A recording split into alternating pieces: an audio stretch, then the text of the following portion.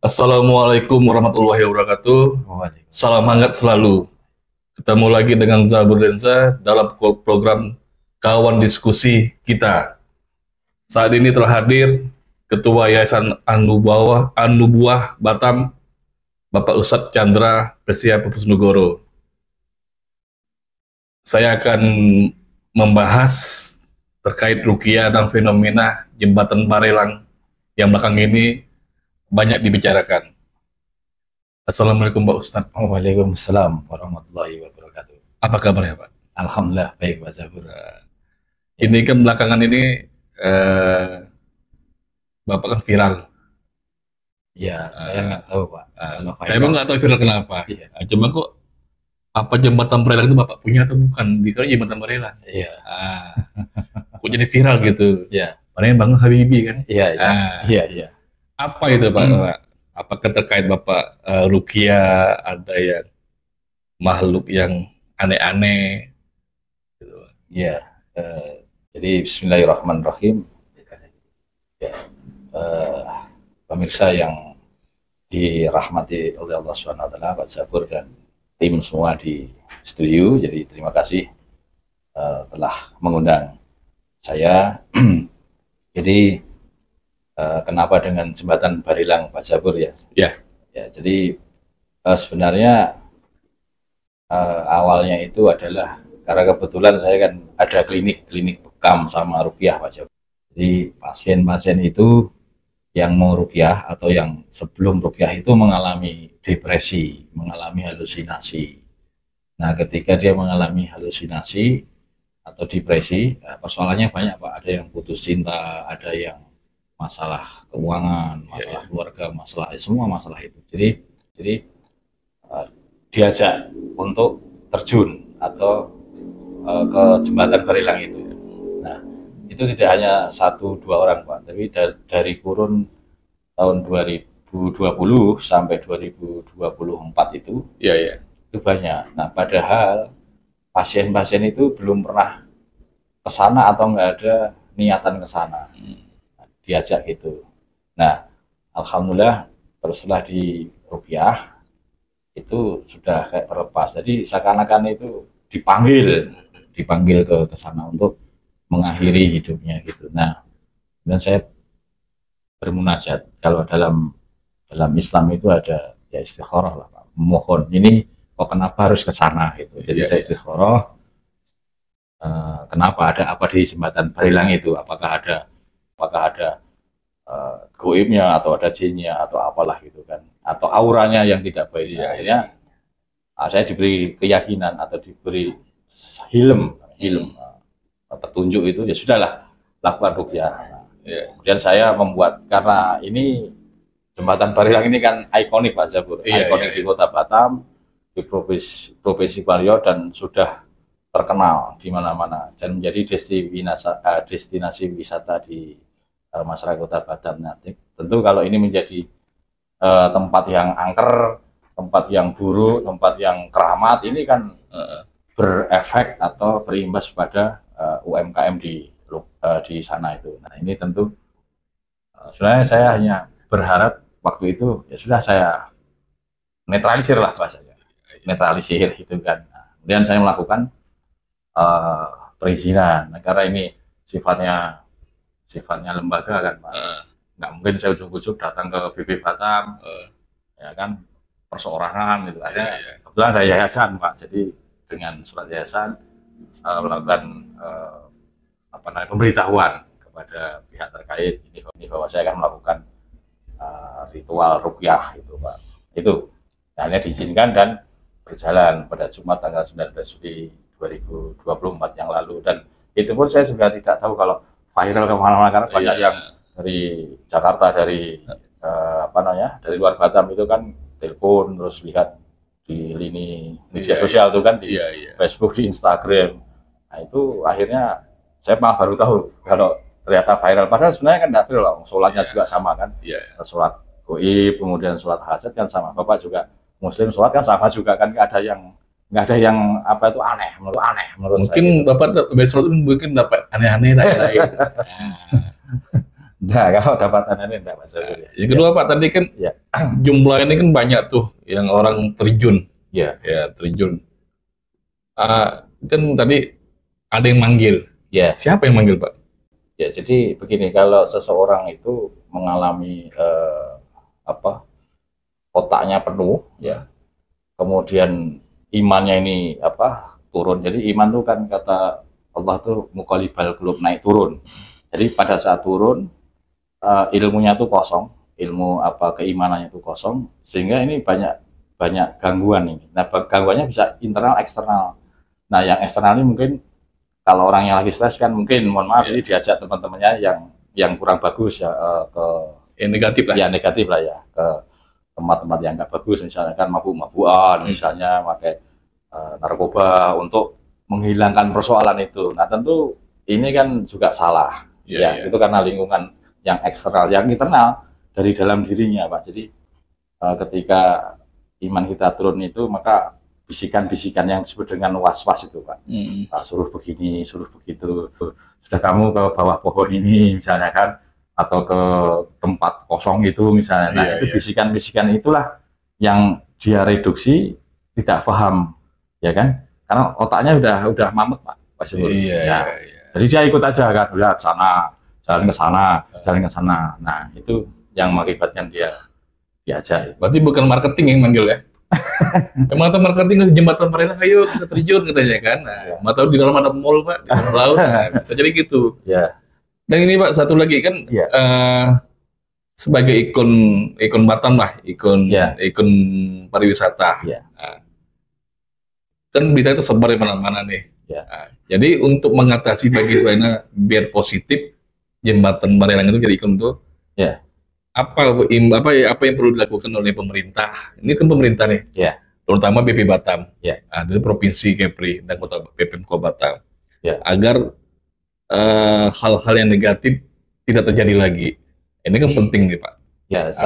Satu, kalau pemerintah kan yang menyediakan sarana dan prasarana, tentu ya kalau pemerintah ya memberikan itu kan mungkin jaring atau pembatas atau ditinggikan sampingnya itu, sehingga pengunjung yang mau datang itu tidak akan aneh-aneh gitu. Itu satu. Yang kedua, ya mungkin supaya tidak terjadi yang aneh-aneh itu ya harus diusir Pak yang parkir di situ, karena di situ kan jembatan ya Pak, jalan kan, tentu untuk lalu lintas. Ketika orang berhenti di situ akan mengganggu pengguna jalan yang lain. Nah, ini yang juga harus masyarakat sadar. Kalau misal mau foto ya agak jauh-jauh lah, kan bisa kelihatan backgroundnya jembatan itu yang paling penting untuk pemerintah. Kemudian edukasi ya, misalnya kalau ke situ harus diniatkan dulu tujuannya itu apa. Kalau dalam Islam kan tadabbur alam, artinya mengagungkan ciptaan Allah,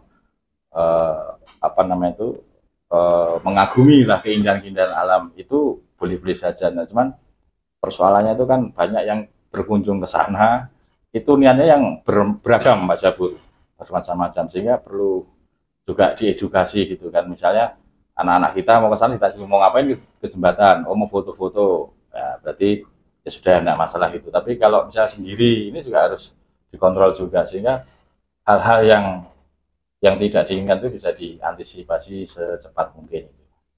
Oke Pak, setelah Bapak nih Rukiah nih, soal hajat sana juga. Ada nggak yang datang ataupun yang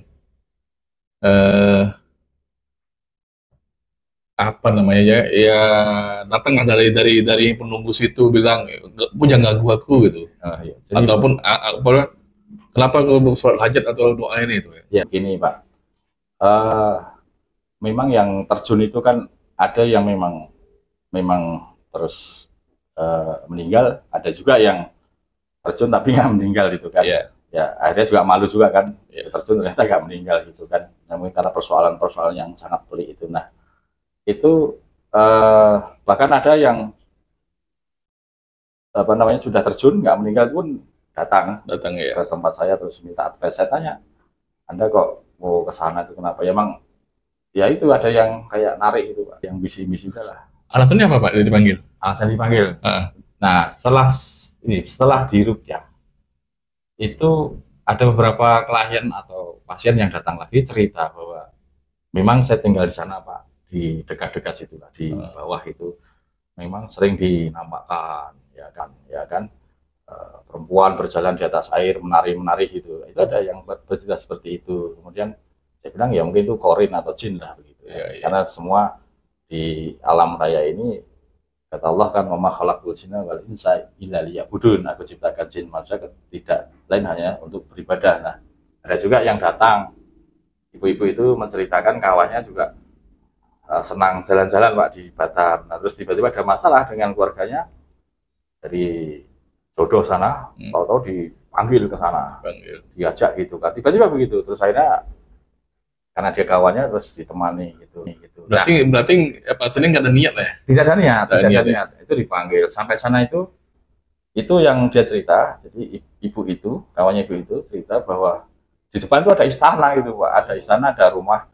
Panggil-panggil sudah kamu ke sini, nanti saya bantu gitu. Masalahmu, saya bantu nanti selesai sini. Nah, ketika dimensinya dilihat dia kan seakan-akan memang kayak rumah ya Pak. Iya. Begitu jalan kan loncat Pak kan. Iya. Nah itu, akhirnya tapi yang kawan ibu itu, yang dia cerita itu dia pas mau loncat tuh dipegangi lengannya gitu kan, ditarik gitu terus ditepuk-tepuk sehingga dia tersadar dari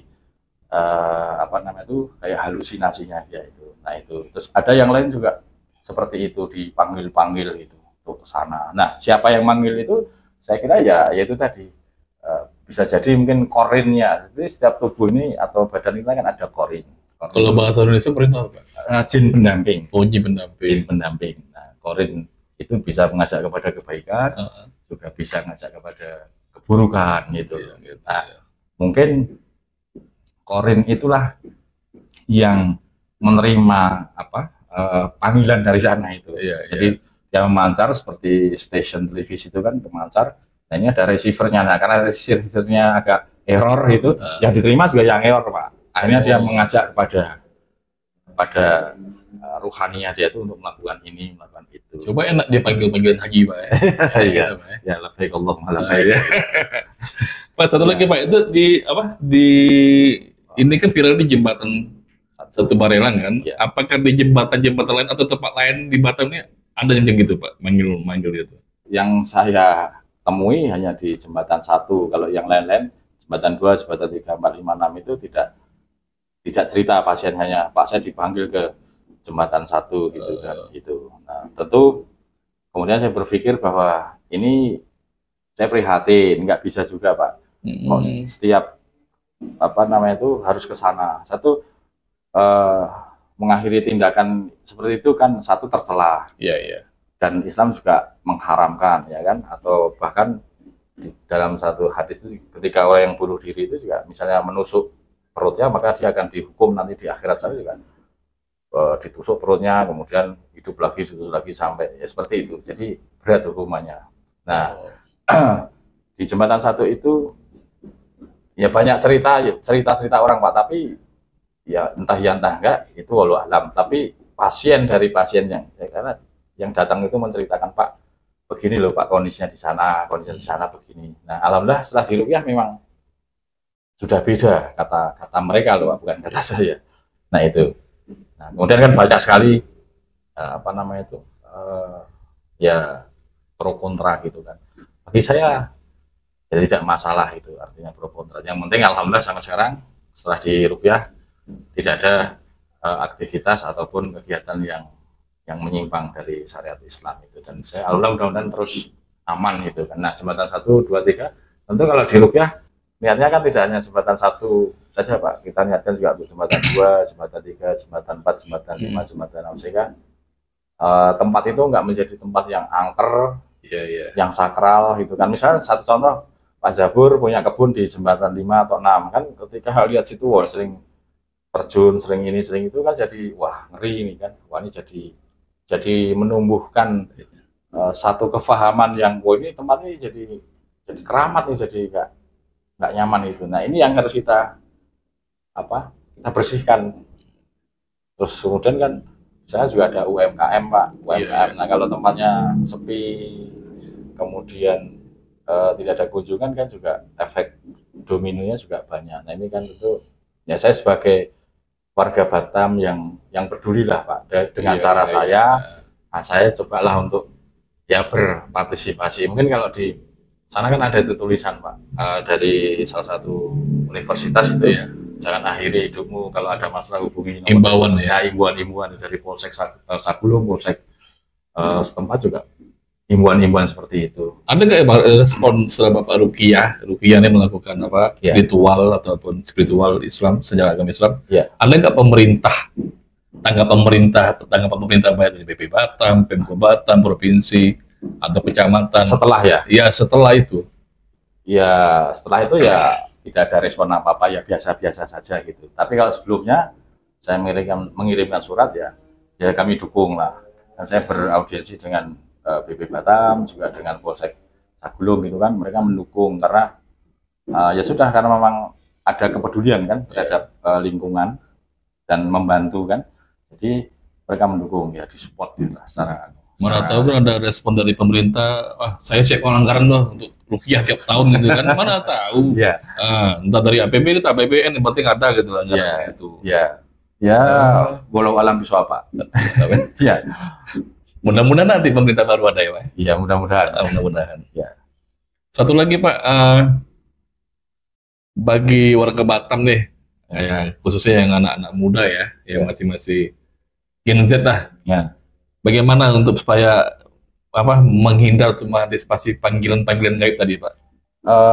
Satu yang pertama, kalau dia sebagai seorang Islam, sebagai seorang yang Muslim yang baik, taat, satu menjalankan syariatnya dengan baik ya. Sholat, ya puasa, kemudian ya zakat fitrah, zakat mal, kemudian menunaikan umroh maupun haji gitu kan. Nah, kemudian sedekah, kemudian infak. Nah, itu secara syariat itu dipenuhi ya kan. Terus kemudian mengisi keilmuan ya dengan kegiatan-kegiatan yang bermanfaat, misalnya mendengarkan ceramah Ustadz ya, bisa Ustadz Abdul Somad, bisa Ustadz Khalid, bisa Ustadz Adi Hidayat, bisa Ustadz Gus Baha gitu kan, atau Ustadz yang lain. Nah, ini yang umum-umum Pak, karena mohon maaf, ini pasien juga ada yang mungkin dia belajar mungkin nggak tahu ya dari YouTube atau apa gitu kan, tanpa guru. Nah, kemudian ikut juga Pak, terganggu mentalnya itu, pengaruh gitu, sehingga dia malah mengalami hal-hal yang di luar nalar itu kan. Ya, itu yang bahaya. Makanya berguru itu perlu berguru supaya tidak salah menuju ke jalan yang disyariatkan itu. Ya. Pak, ini mungkin menghubungi Bapak bagaimana atau orang yang melihat channel kita ini, kalau minta menghubungi atau meminta nasihat itu kemana Pak? Ke yayasan Bapak ini di mana? Oh iya, yayasan saya di Anggrek Sari, Blok I2, Kelurahan Taman Baloi, Kecamatan Batam Kota Batam Pak. Ya, di seberangnya apartemen Puluk Habibie itu, atau bisa mengunjungi website itu di www.bekam.id atau www.rukyah.id atau Yayasan Anubuah Batam Bengkel Manusia sudah, insya Allah sudah muncul di Google Pak. Ya. Pasti kan orang nanti kan bertanya nih bagaimana misalnya nggak masalah tentang ruqyah yang di Barelang atau yang lain gitu kan. Ya, jadi perlu juga saya sampaikan Pak Jabur bahwa ruqyah itu kan artinya kalau secara terminologi itu kan al-uzlah. Masa itu perlindungan, permohonan. Nah, permohonan itu dari tentu yang tidak baik. Kan tidak mungkin saya berlindung dapat uang yang banyak, tidak mungkin Pak. Berlindung dari uang yang tidak halal. Nah, misalnya itu jelas. Berlindung dari godaan-godaan yang mengenakan misalnya. Yang mengenakan itu misalnya, satu contoh nih Pak Zabur, kita sudah punya istri misalnya kan. Nah, terus digoda yang mengenakan ya, perempuan itu juga kita harus berdoa supaya terlindungi. Itu artinya permohonan. Kemudian ruqyah itu tidak hanya untuk jasmani rohani ya, jadi bisa untuk ya mendoakan rumah, tanah ya kan, termasuk jembatan ya, termasuk hal-hal yang bersifat kebendaan itu bisa didoakan Pak. Jadi paradigmanya kan selalu ruqyah ini harus orang, harus makhluk hidup. Nah, terus ada juga yang pernah bertanya, loh, kok nggak diruqyah orangnya udah mati, udah terjun kan. Nah, terjun gimana mau diruqyah, Pak? Kan itu. Nah, makanya di situ mungkin ada korin-korin yang tertinggal di jembatan. Nah, itu yang kita nasihati gitu, nasihati. Ya tadi dinasihati, ya kamu jin, kamu makhluk Allah, saya juga makhluk Allah.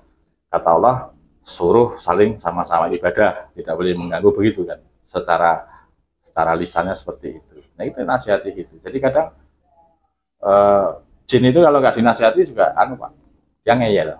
Nggak marah deh, Pak? Ya, ada yang marah, ada yang melawan juga. Ya. Manusia aja lawan, Pak, apalagi jin, Pak. Iya. Ya. Ya, mungkin diskusi kita menarik, dan terima kasih kepada Pak Ustadz Chandra sudah datang ke tempat kami dalam program kawan diskusi kita. Dan kepada penonton dan pemirsa, terima kasih telah meluangkan waktu untuk bersama kami dalam program kawan diskusi kita. Insya Allah kita ketemu lagi kepada program selanjutnya.